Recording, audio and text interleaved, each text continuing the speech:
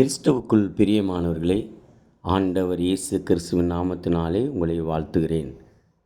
கர்த்தர் கிருபையாய் கடந்த ஜனவரி மாதம் முழுவதும் நம்மையும் நம்முடைய குடும்பத்தையும் கர்த்தர் கிருபையாய் ஆசீர்வதித்து பாதுகாத்து பராமரித்து வழிநடத்தி வந்தார். அதற்காக தேவாதி தேவனை துதிக்கிறோம், ஸ்தோத்திரிக்கிறோம்.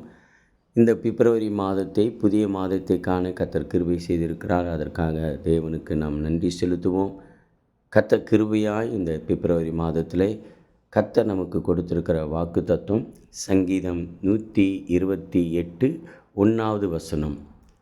கர்த்தருக்கு பயந்து அவர் வழிகளில் நடக்கிறவன் எவனோ அவன் பாக்கியவான். என்ன ஒரு அருமையான வார்த்தை பாருங்கள். எப்போ ஆசீர்வாதம் கிடைக்கும்? கர்த்தரிடத்துலேருந்து ஆசீர்வாதத்தை எப்போ பெற்றுக்கொள்வோம்? கர்த்தருக்கு பயந்து அவர் வழிகளில் நடக்கிறவன் எவனோ அவன் பாக்கியவான். எப்போல்லாம் நம்ம கர்த்தருக்கு பயந்து நடக்கிறோமோ, அவர் வழியில் நடக்கிறோமோ, அப்போ கர்த்தரிடத்துலேருந்து ஆசீர்வாதத்தை பெற்றுக்கொள்ள முடியும். கர்த்தருக்கு பயப்படுறதுனா என்னங்க அப்படின்னா, நம்ம 24 மணி நேரமும் ஏசப்பா என்னை பார்த்துக்கிட்டே இருக்கார், அப்போ நான் பாவம் செய்யக்கூடாது, எந்த தீமையும் செய்யக்கூடாது அப்படிங்கிற எண்ணம் தான் கர்த்தருக்கு பயப்படுகிறது என்று அர்த்தம். 24 மணி நேரமும் ஏசப்பா நம்ம பார்த்துட்ருக்காருன்னு நினச்சாலே போதுங்க, நம்ம எந்த தீமையும் செய்ய மாட்டோம். கர்த்தரால் நம்ம ஆசீர்வதிக்கப்படுவோம். அதுதான் கர்த்தருக்கு பயப்படுகிற பயம்.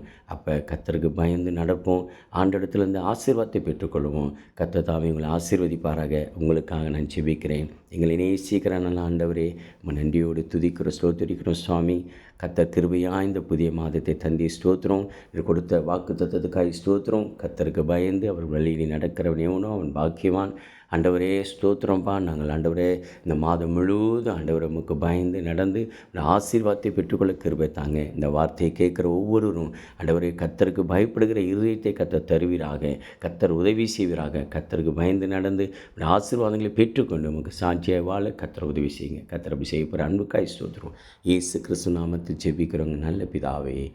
ஆமேன், ஆமேன், ஆமேன். God bless you, God bless you, God bless you. கர்த்தர் உங்களை ஆசீர்வதிப்பாராக. ஆமேன்.